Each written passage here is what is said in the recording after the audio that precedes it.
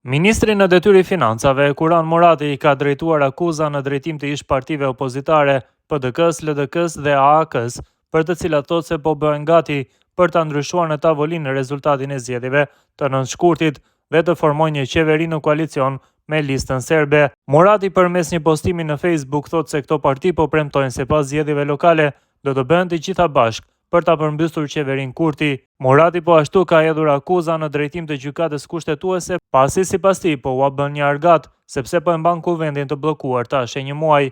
Në këto zgjedhje lokale do të vendoset për shumë më tepër se sa vetëm për komunat. Opozita po bëhet gati për me ndryshuar në tavolinë rezultatin e zgjedhjeve të nënshkurtit dhe me formu qeveri në koalicion me listën serbe.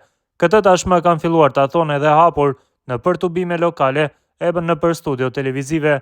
Nëse ua kushtoni vëmendjen e i dëgjoni me kujdes, po premtojnë se pas zgjedhjeve lokale do të bëhen të gjithë bashkë e ta përmbysin qeverinë. Por meqense e dinë se një koalicion me listën serbe para zgjedhjeve komunale do të ishte fatal për ta, opozita synimin e ka që me zvarrit sa të mundet hapin e formimit të qeverisë, ashtu që koalicionin tyre me listën serbe me u zyrtarizu tek pasi të kryen zgjedhjet komunale.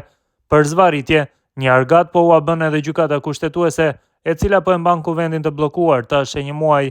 Prandaj këto zgjedhje lokale nuk janë vetëm për komunat, por për shumë më shumë.